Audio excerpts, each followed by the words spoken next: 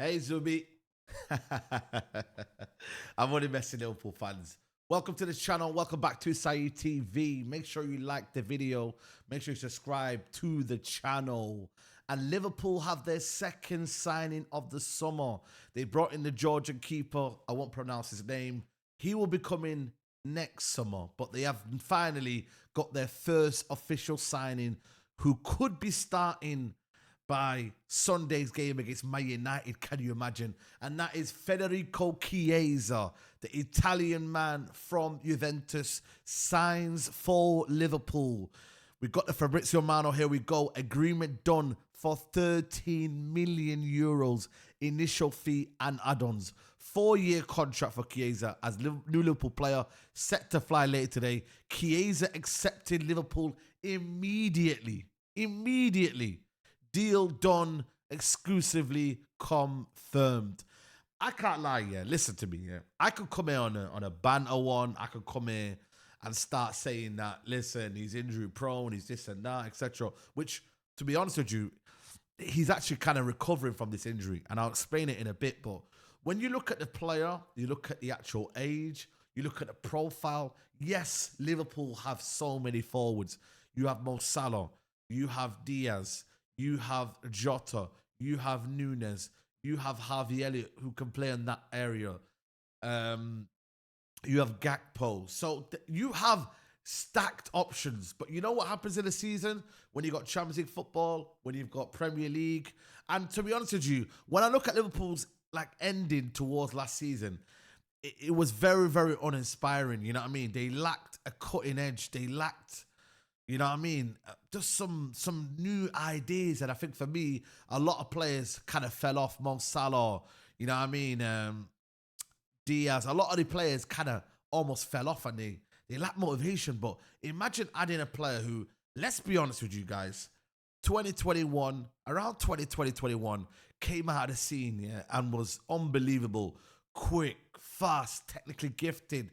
Both wings, you know, so key for Juventus in Allegri's system, you know, and played unbelievably in that Euro 2021. Arguably for me, played a tournament, scored in the semi-finals, you know what I mean, and just guided Italy towards that magnificent Euros where they won it against England. And I think for me, ultimately, he's still, for me, young. He still can have an impact at Liverpool. And for the price that they have said, yeah, it's a low risk, high reward signing. I don't see the actual kind of, you know, the negatives towards this. I really don't. Like, the price is what? 13 million. What's that? 10 million British pounds? Like, generally, if he doesn't work out, you can sell him maybe for a bit more. Definitely more than what they've sold him. And I'm surprised Juventus have sold him. I get it. Maybe they want to get him off the books. He was on high wages at Juventus. I don't know what the situation will be at Liverpool, but I don't think he will be on big wages. He will have to prove himself. These kind of signings are one of them, yeah, where, like, for example, we've got Dillit as well. Like, he's almost got to prove himself that he's a Chiesa of old. He can be the Chiesa of old, and you can mold into that Chiesa of old. Because that Chiesa of old was electrifying. Let's be honest, man. He was exciting to watch. He got the edge of your seat, and I liked him. And this is why I'm talking about him in this way. Best believe. Because if I didn't like him, I would not be talking about this in this way. I think he's a good player. I watched Serie A fondly, you know, especially when Juventus were winning, you know what I mean, league titles and whatnot, especially under Allegri, in that time, in that era, especially when it was with Ronaldo. He had that good relationship with Ronaldo as well. So I generally think it's a good sign. And he's actually spoken to the media, and he said here, I'm very happy. I can't wait to become a new Liverpool player. Me and my family, we're so really happy. Let me say thanks to Juventus and the fans. They have been always special to me. Now it's time for Liverpool.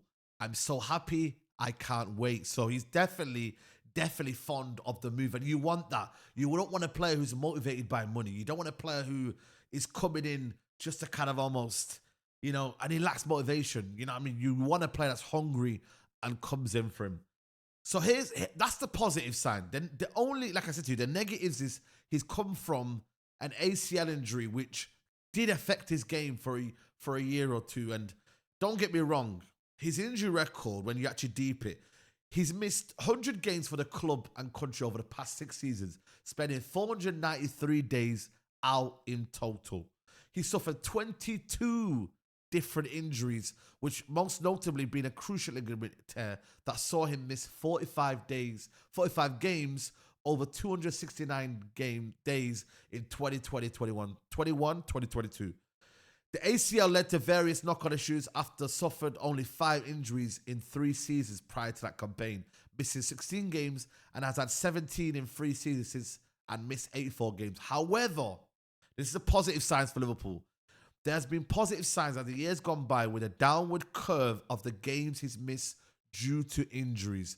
In the season just gone, right now, the one we just played, Chiesa made 37 appearances for Juventus, starting 29 times, clocking the highest tally of minutes on the pitch since his pre-ACL, which is 2,512, and missing 11 games due to 3 injuries. So, and he scored, I think, in 10 goals and 3 assists, playing in 4 different roles in attack. So he is adaptable. And that's why I believe, for me, he can be a backup to Mo Salah. He can be a option up front if you want to. You can play him on the left. Like, he can give you significant roles. He can play in that false 9 role if you need to as well. He can play in a 2 if the game is getting stretched and you need someone to kind of bring him in. And he is a big game player, man. Like, he does rise to the occasion. Like, Chiesa is that kind of guy that will rise to the occasion. Yes, I get it. You know what I mean? People are a bit kind of almost like, why do we need him? We need a DM. We need a DM. Why are we going for a tackle? I actually understand that, to be honest with you. Liverpool don't really need Chiesa. This is almost like a added kind of bonus for Liverpool. They need a midfielder. They need a DM. That's what Liverpool really, really, if you're being truly honest with you, really needed. But, you know what I mean? The way that right now Nunes is not being deployed, especially when I look at now the way Gakpo hasn't been used in the team, it almost kind of begs the question as if them 2 guys are really the ones that are being used and the ones that are kind of being deployed, if you know what I mean. So I don't know. I generally don't know. But ultimately, right now, as it stands, the situation we have is that Chiesa is on his way to Liverpool. And all in all, it's a steal. I can't lie to you. It's a bargain. It's something that I think Liverpool will enjoy. He will be a fan's favourite. The passion, the desire. I can't lie to you. I think this is a good signing. I really, really do. I don't think it's, for me, I've got any kind of negatives towards it, if I'm being honest with you. So, yeah, let me know, man. Let me know what you guys think of that. And, yeah, Liverpool fans, get in the comments below. What do you think? Is it a good signing? Is it a bad signing? Let me know, man. And I'll see you on the next one. Take care. Bye-bye. Peace.